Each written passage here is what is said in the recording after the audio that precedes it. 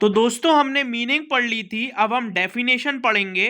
पर दोस्तों जैसे कि मैं आप सभी को बोलता हूं कि भाई समझ के पढ़ो, रटो मत। पर मैं डेफिनेशन में हमेशा सबको बोलता हूं कि डेफिनेशन आपको याद करनी पड़ेगी, पर मैं एक बार आपको समझा देता हूं। तो डेफिनेशन जब आप पार्टनरशिप की लिखें तो कुछ इस तरीके से लिखें कि as per section 4 of the partnership act 1932, मतलब सेक्शन 4 के तहत पार्टनरशिप एक्ट 1932 के तहत पार्टनरशिप की क्या डेफिनेशन दी गई है।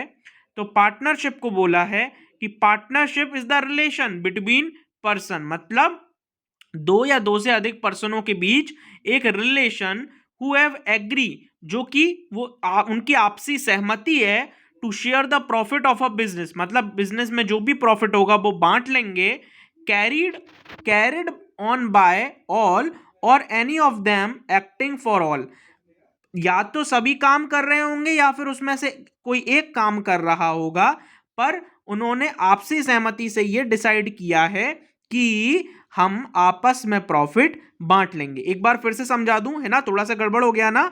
हाँ, मैं आपको समझा देता हूं यदि आपको डाउट हो तो। Partnership is the relation between person who have agree to share the profit of a business carried on by all.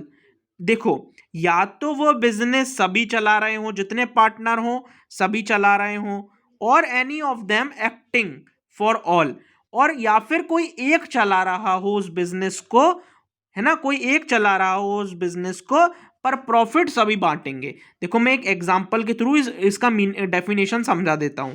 क्या होता है दोस्तों, मान के चलिए मैंने एक बिजनेस खोला, उसमें ना मेरे दोस्तों ने मेरी हेल्प की और बोला कि हिमांशु तू बिजनेस चला, तू काउंटर पे बैठ, और पर ना हम पूरा पैसा लगाएंगे, तेरे को बस काउंटर पे बैठना है। मैंने कहा ठीक है। तो बिजनेस मैं चला रहा हूं, बाकी लोगों ने पैसा लगाया, तो मुझे तो जब प्रॉफिट होगा तो उनको भी बांटना पड़ेगा ना, बिजनेस तो मैं चला रहा हूं, माना मैंने, मेरे को भी प्रॉफिट मिलेगा, पर बाकी लोगों ने पैसा लगाया तो उनको भी प्रॉफिट मिलेगा ना। वही वाली बात यहां पर लिखी हुई है, ठीक है ना। क्लियर है ना, डेफिनेशन क्लियर हो गई। अब हम चलते हैं फीचर्स पर।